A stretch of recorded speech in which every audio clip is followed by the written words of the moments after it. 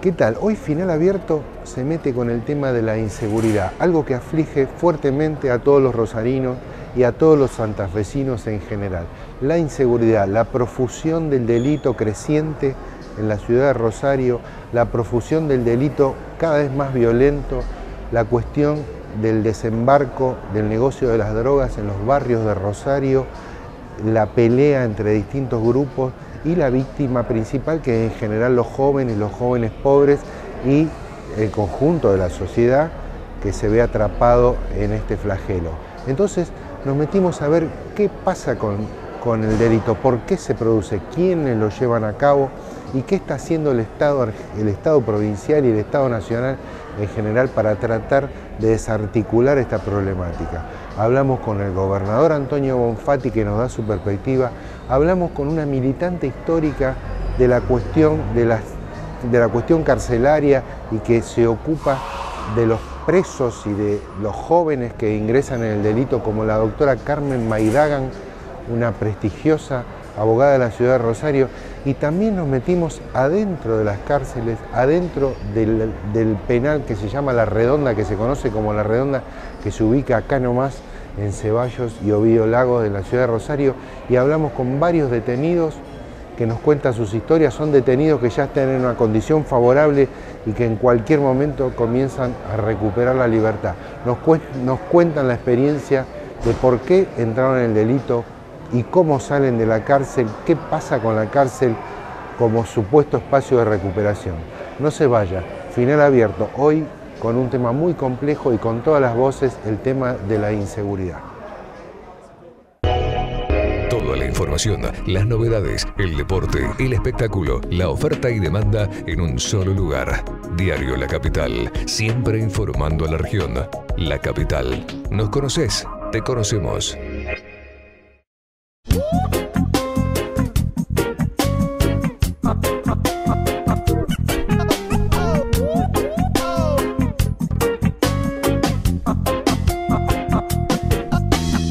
Extraño tanto la noche en la prisión,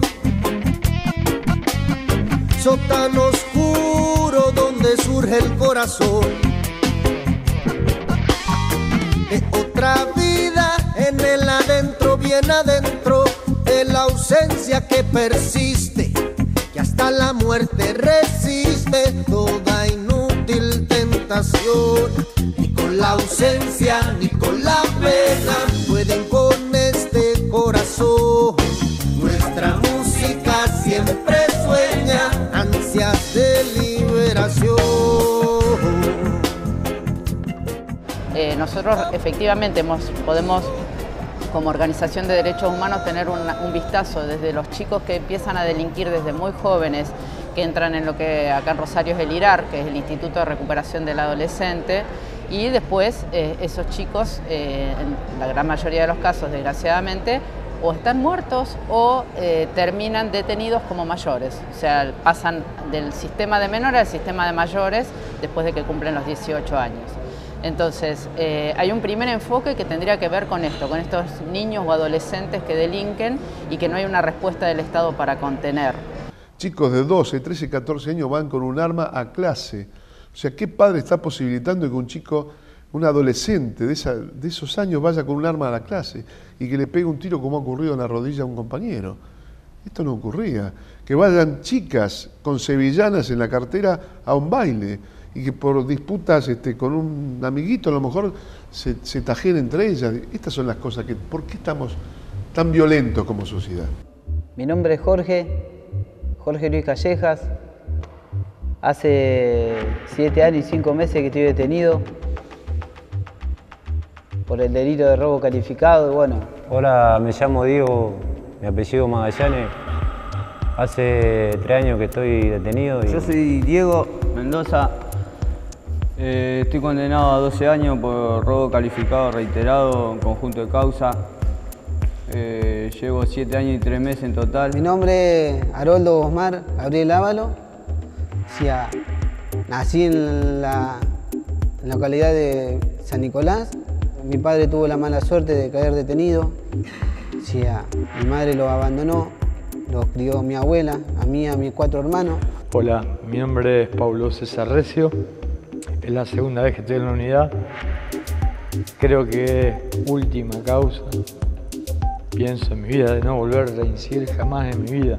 Bueno, mi nombre es Claudio Javier Ruiz Díaz, tengo 29 años. Nos tuvimos que criar solos, los más grandes se fueron todos, quedamos los más chicos. Empecé a juntarme con personas que me trajeron por este camino. Para mí parecía que estaba todo bien, la plata era más fácil, no tenía que trabajar ni estudiar. Terminé la primaria, no quise seguir a secundaria para seguir en la calle. Nunca había caído preso, bueno, pasaron los años y a los 18 años fue cuando caí preso. Mi papá era ingeniero de INEL, Marca. Me acuerdo que me hacía soldaditos hasta que mi papá era un viajante, conoce a una mujer, empieza a tomar alcohol, se separa y empieza la decadencia de mi familia. Termina mucho un desastre y esto me da mucha vergüenza. Mi madre prostituyéndose. Un marido peor que el otro, quien era yo, era fiólogo, falopero. Ahí conocí la droga, me enojé mucho con mi madre, me fui de mi casa de muy chiquitito, donde me metí en el famoso puente, ahora es el Parque Italia.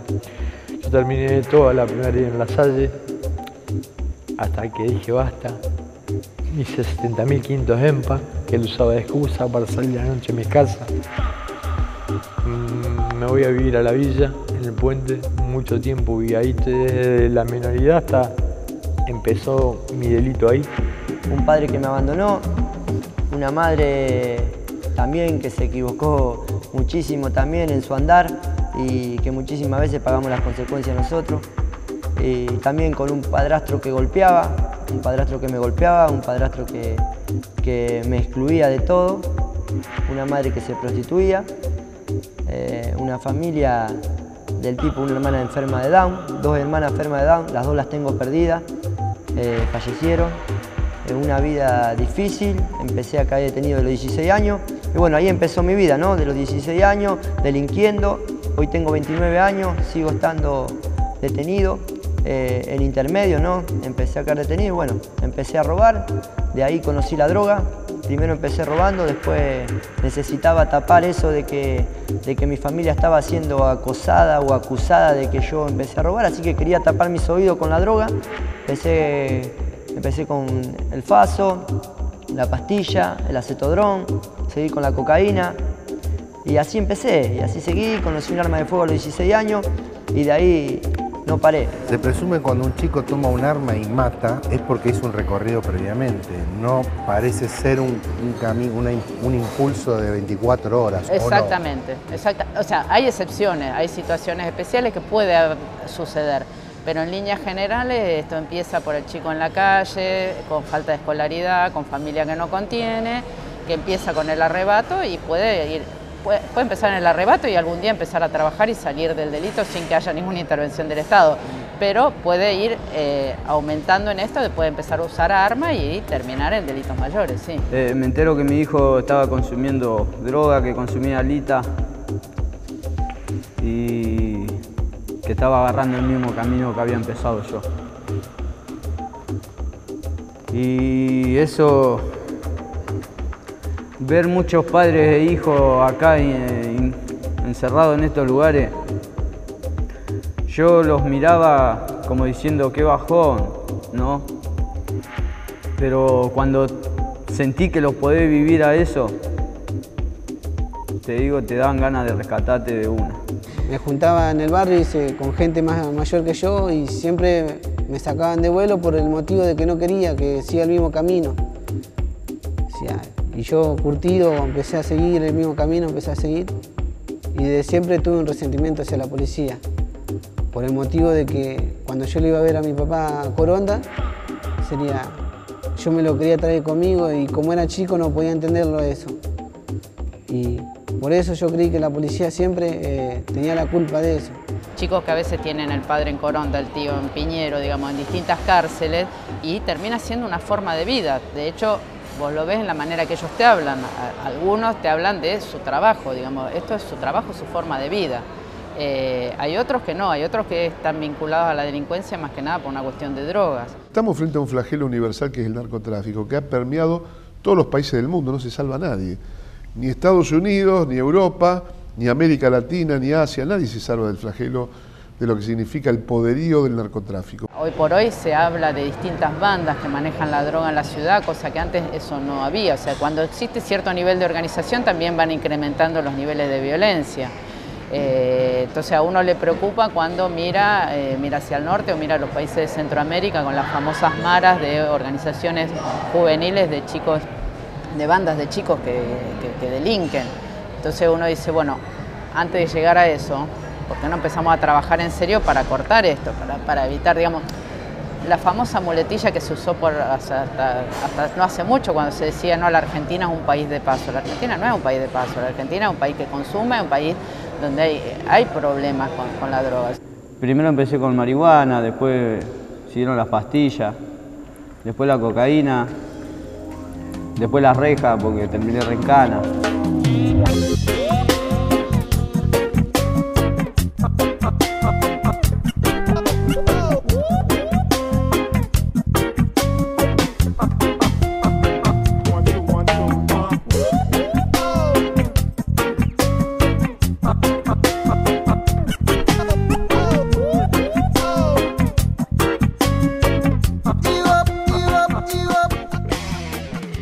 El rol del Estado hasta ahora, porque en esta semana se está escuchando al gobernador Bonfatti decir, primero no solo se lo está escuchando decir, sino de hecho el nuevo ministro de Seguridad está haciendo una remoción importante de los cuadros medio y directivos de la policía. El gobernador Bonfatti viene hablando de la necesidad de bloquear el ingreso de la droga a la provincia de Santa Fe. Venimos de una etapa distinta, negativa, donde se hizo poco. ¿Qué valoración hacen ustedes como organismo de derechos humanos? Mira, en cuanto a la cuestión carcelaria, realmente se hizo poco y se sigue haciendo poco porque es un tema que no interesa, porque no le interesa a la sociedad, entonces no hay inversión. Nosotros entendemos que el eje, digamos, si bien nosotros como organización entendemos que la cárcel en realidad no deja nada positivo, en la medida que se sostenga este sistema, digamos, somos realistas en que de esto no se va a salir, es fundamental que dentro de las cárceles se dé educación y se dé formación.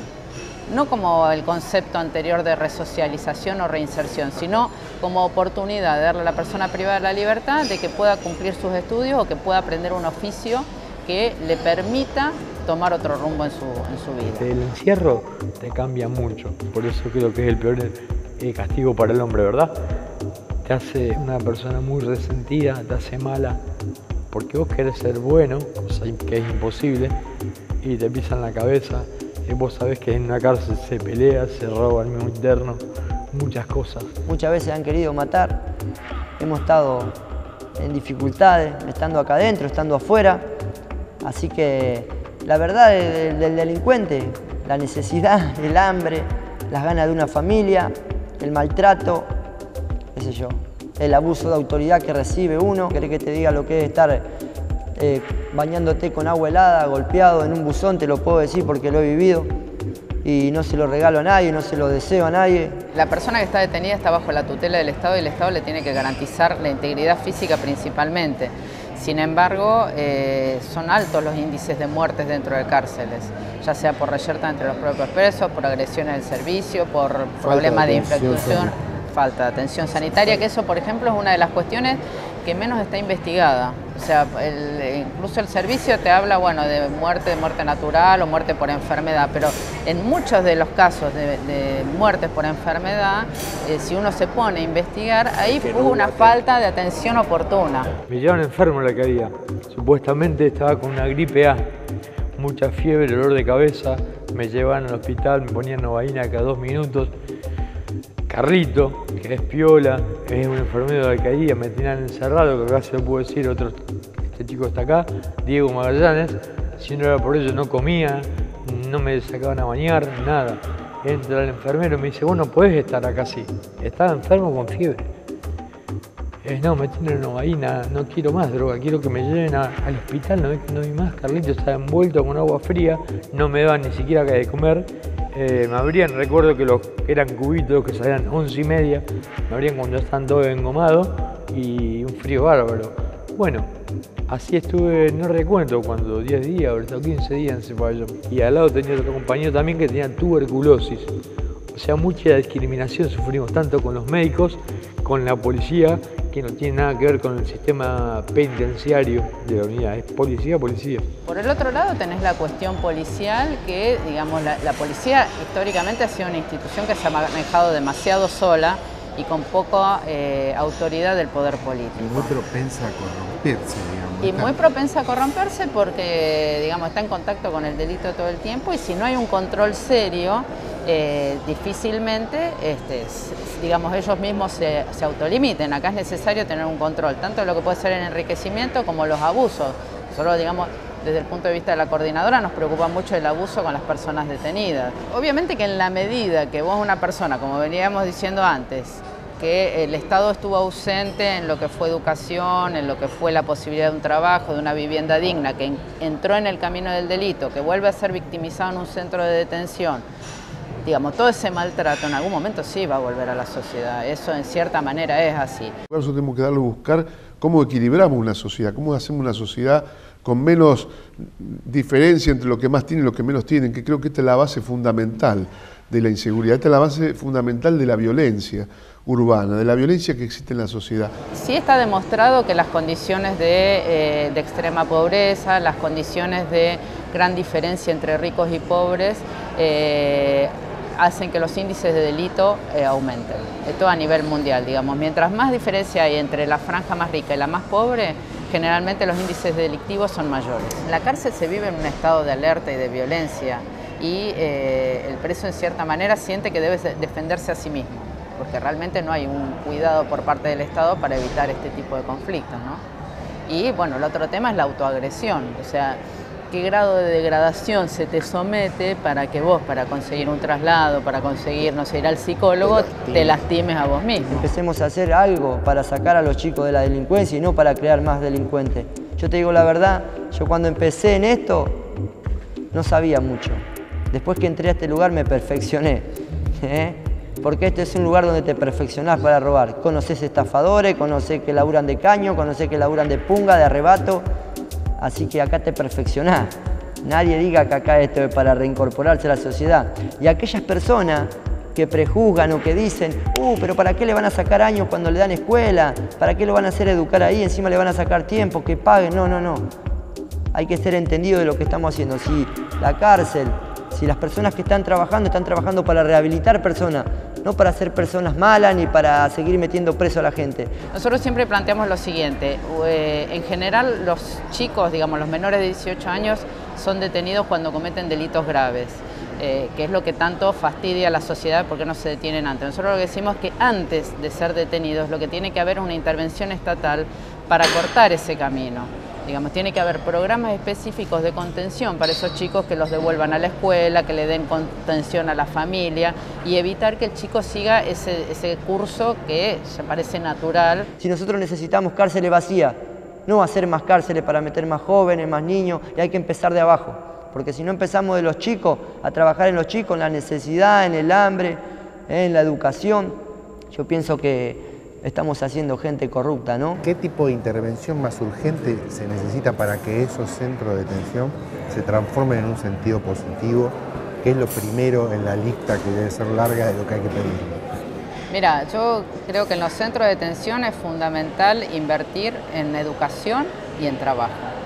En que la persona pueda, por su decisión, adquirir hábitos de lo que es el estudio, de lo que es el trabajo, de aprender un oficio, y se tiene que invertir en eso. Y eso además tiene que salir de la esfera de lo que es el servicio penitenciario. La educación la tiene que brindar el Ministerio de Educación, tiene que haber una intervención fuerte del Ministerio de Educación para que esta gente pueda acceder a una educación igual que la que se consigue en la calle. Porque lo cierto es que todo este grupo de chicos que entra en el sistema penal, que termina detenido, aun cuando a lo mejor pase 5, 10, 15 años detenido, el día que sale no tiene posibilidad de insertarse. Primero porque el mundo es totalmente distinto al que él conoce, y por otro lado porque nadie le quiere dar trabajo. Esa es la realidad. Si no consigue un familiar, alguien que conoce, que le dé trabajo, nadie le quiere dar trabajo. Nosotros nos ha pasado, chicos con muchos años de cárcel, que cuando salen nos llaman y nos dicen, no quiero volver, consíganme un trabajo, y realmente uno no tiene los medios para conseguir el trabajo, Porque es cierto que, digamos, además llegada a cierta edad realmente quieren vivir tranquilos y no pueden porque no hay dónde insertarlos. Esa es la triste realidad. En la sociedad que nos discrimina, aparte que nos discrimina, no nos tiene confianza, capaz que nuestra propia familia no cree que vamos a cambiar, ¿entendés? No tiene desconfianza. Nos dice, no, que va a cambiar esto, hiciste toda la vida, fue un vago, un atorrante, ¿entendés? Pero está en uno, el querer salir, ponerse las pilas y cambiar. Hay gente que piensa de esta manera y hay gente que piensa de otra manera, que va a salir capaz que va a salir a robar, va a salir. Yo de mi parte quiero, como decimos todos, me quiero rescatar, ¿viste? Pero me quiero rescatar de verdad. No sé que yo soy choro, ¿qué miércoles vamos a ser choro? El choro es esta porquería de material que nos roba lo mejor de nuestra vida. A mí se llevó mi hija, mi familia, mi salud. Buenas expectativas tengo. Ayer me informaron de una posible salida laboral que tengo que hablar con gente que me va a dar el trabajo. Así que si Dios quiere ahora en mayo ya empiezo a salir solo porque me están llevando 2 horas a mi casa. Hoy me llevaron, vi a mi familia, no pude ver a mis hijos, pero yo sé que ahora en mayo cuando salga solo lo voy a ir a ver. Sí, salgo con permiso todos los fines de semana.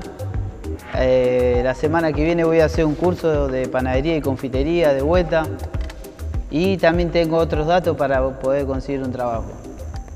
Y bueno, un consejo a todos los guachines, a todos los pibitos, que se alejen de la droga.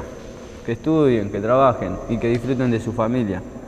Porque cuando llegas a los 30 años y no estás al lado de tu familia o te perdiste la infancia de tus hijos, créeme que es re feo. Es re feo. Gracias, Diego.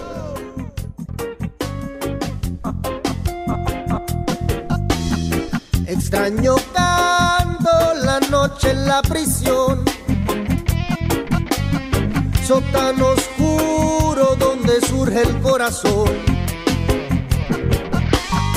Es otra vida en el adentro, bien adentro de la ausencia que persiste, que hasta la muerte resiste toda inútil tentación. Ni con la ausencia ni con la pena pueden con este corazón. Nuestra música siempre sueña ansias de liberación.